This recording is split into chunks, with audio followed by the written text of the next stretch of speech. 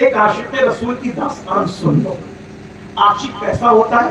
پھر بات ختم، بات پوری. ایک صحابی ان کا نام ہے حضرت سیدنا خبیب. کیا نام ہے؟ خبیب.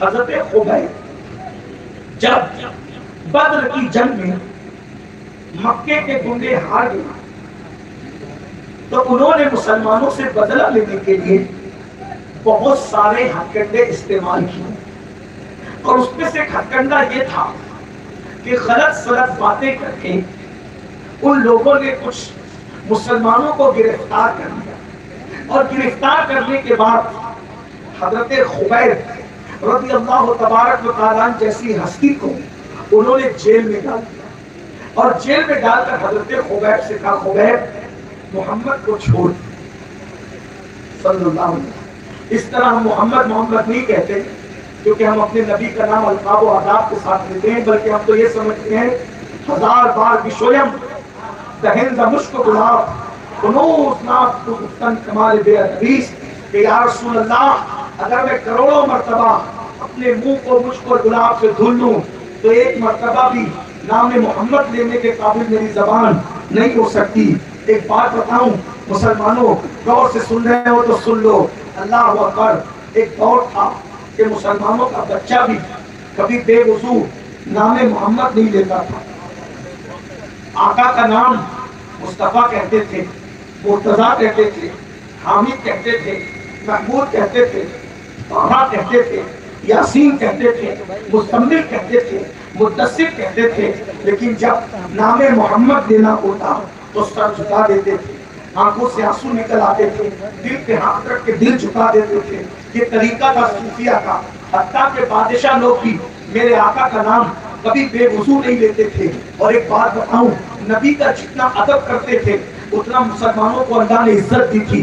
جب سے مسلمانوں نے نبی کا ادب کرنا کم کر دیا، ذلیل ہو رہے ہیں، رسوا ہو رہے ہیں، تباہ ہو رہے ہیں، برباد ہو رہے ہیں.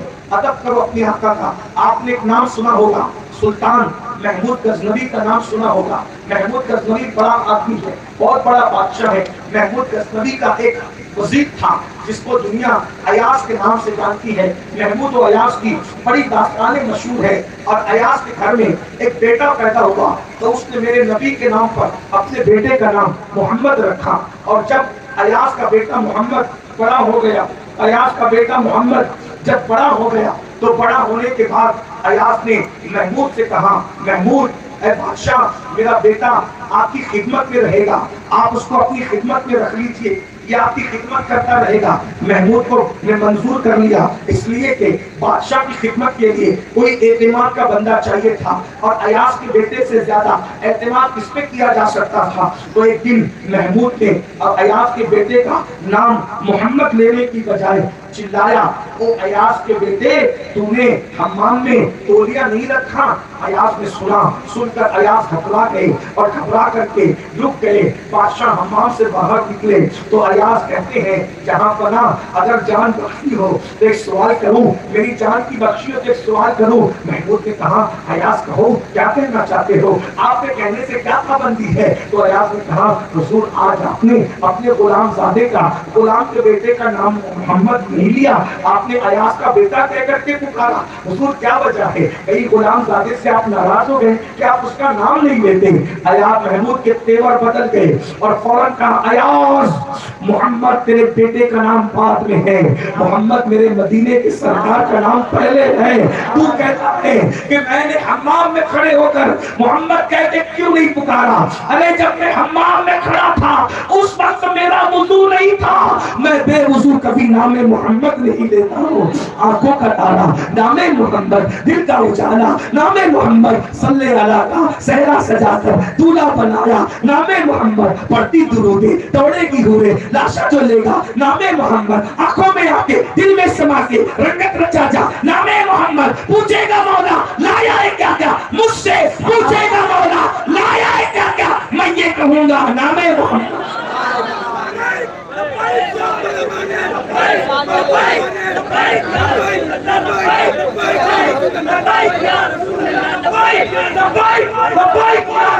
اللہ وفائی